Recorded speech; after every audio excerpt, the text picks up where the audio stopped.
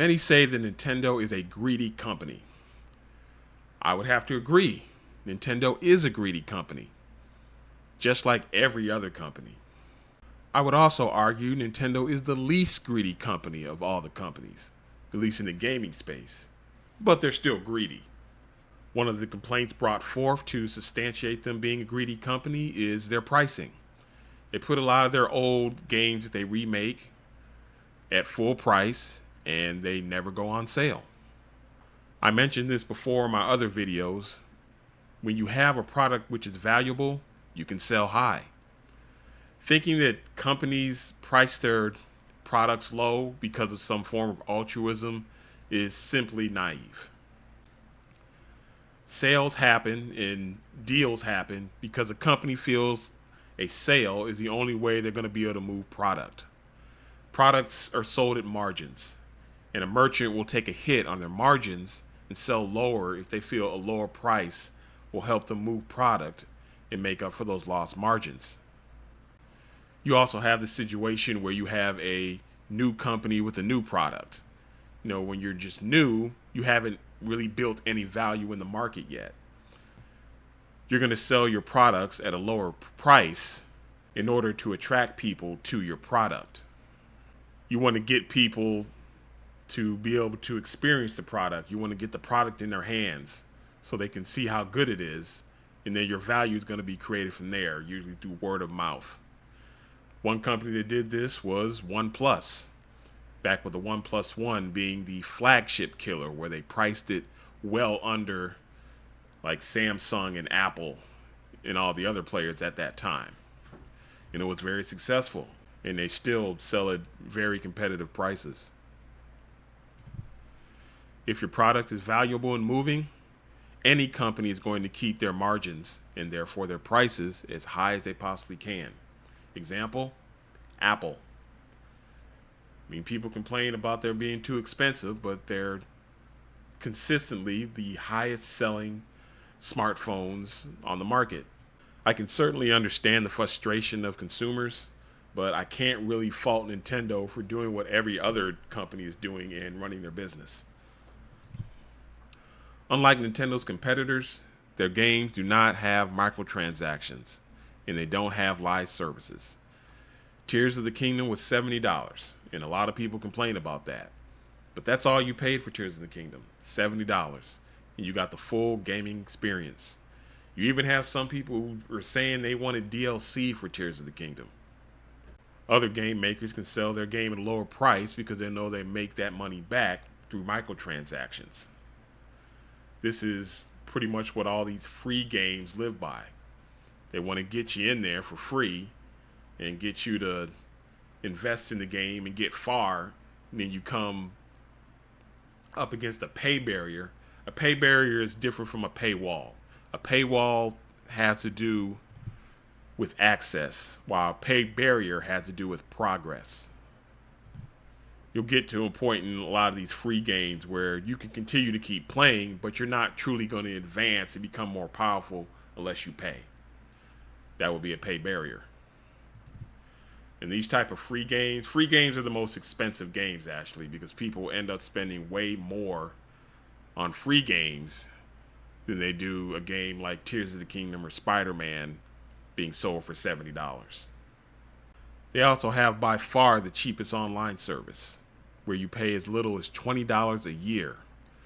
Now this one's a little iffy because there's some issues here where you're not going to get all their best games there. You're not going to get Tears of the Kingdom. You're not going to get Mario Wonder on Nintendo Switch Online.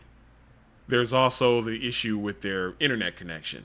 A lot of people who play online games complain about the quality of the connection and things dropping and there being a lot of lag. So there's some things they definitely need to improve on. There's also the fact that a lot of their retro library isn't going to be on NSO. It never will be because it's a subscription service. Subscription services are not good for the content creators. So they have to pretty much do what they can do as far as getting licensing for a lot of games, which is why you don't have Castlevania or Contra or Mega Man on NSO. It could certainly happen at some point, but it's gonna be hard for it to happen. Simply because the subscription model is disadvantageous to the people who make the games. Still, a good number of their more well sought out titles are on NSO. They got a good portion of their stuff, but there's things, a lot of obscure titles that people like and have a cult following that didn't make it, like Mother 3. That's never going to happen because of licensing. Though they do have it in Japan, but you have to, have a Japanese account or whatever to get there. But they have it. But the reason it's not going to be on anywhere else because of copyright issues.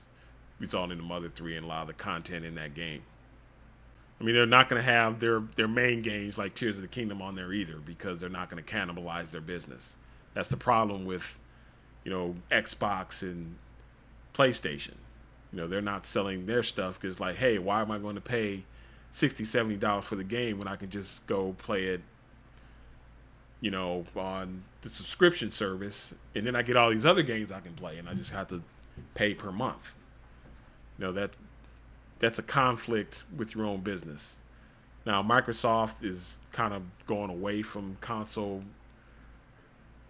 gaming in a sense of they're not really prioritizing it, but Nintendo's not like that. They prioritize their hardware. They want you to buy their hardware and they want you to buy their software.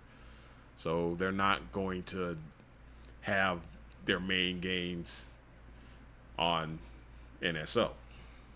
There's also the issue of how they treat fan content and emulation. They're shutting down fan-made games. They're shutting down tournaments for Smash Brothers, and they're suing everybody over emulation and ROMs.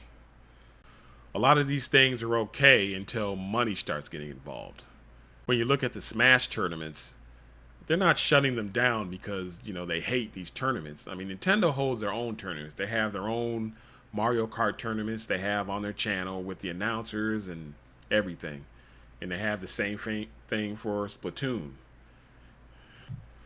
But when you have people holding tournaments who are making money off of these tournaments and selling tickets, well, Nintendo's going to come after you.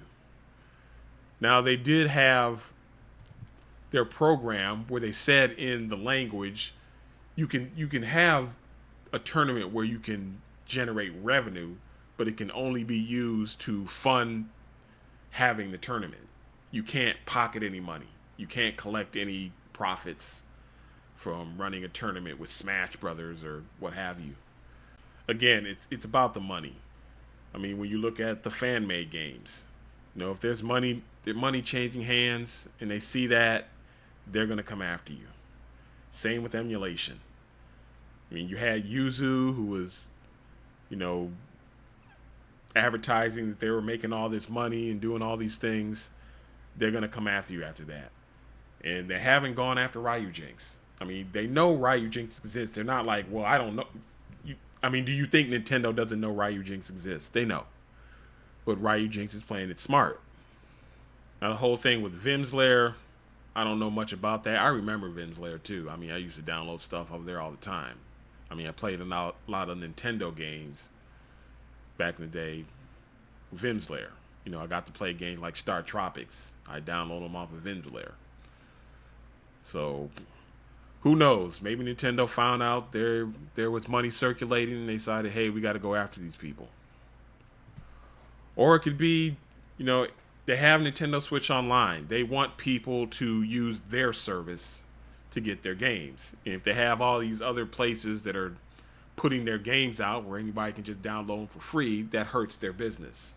So again, it's all about money. It's not we hate our fans or any of this stuff. It's a money issue. They have the fairest deals when it comes to DLC. I mean, it's like $25 to $30 and you get whatever they put out extra.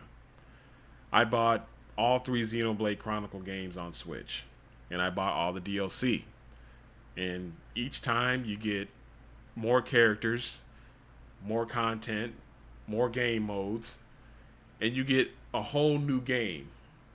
With Xenoblade Chronicles Definitive, you got Future Connected, Xenoblade 2, You got Torn of the Golden Country, which I personally thought was even better than Xenoblade Chronicles 2. That's just my opinion. And with Xenoblade Chronicles 3, you got Future Redeemed. I mean, whole new games for the $30. They give you a lot of value when they say, hey, do you want to pay extra for this game?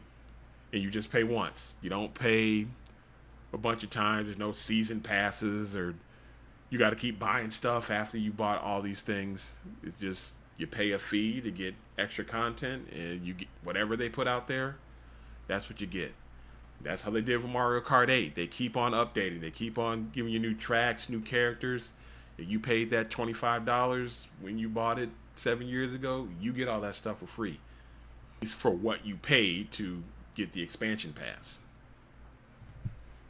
You pay that $25, you get everything they put out. That's it. Now there is Super Smash Brothers, but you have to understand Super Smash Brothers has a bunch of cross-developer content. I mean, there's a lot of characters on Super Smash Brothers not owned by Nintendo. They don't own Solid Snake. They don't own Sora. They don't own Kazuya or Ken or Terry Bogard. They have to pay for those. Now, Solid Snake, it actually is included in the base game. I mean, they worked out a deal where they can make that happen. But with a lot of other characters, like, the characters from Minecraft, they have to pay royalties for those. And either they could charge you $200 to play the game, or they can just make you pay for those separately.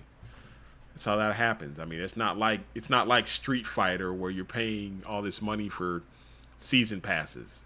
It's not like Mortal Kombat 1 where they're making you pay for fatalities. I mean, this is stuff they own. I mean, those are characters they own. Those are things they make, and they're piecemealing them out to you and making you pay separately for them. Nintendo isn't making you do that, except for Smash, again, because they're using characters that they have to get licenses for. So if Nintendo's greedy, I mean, they're no more greedy than any other company.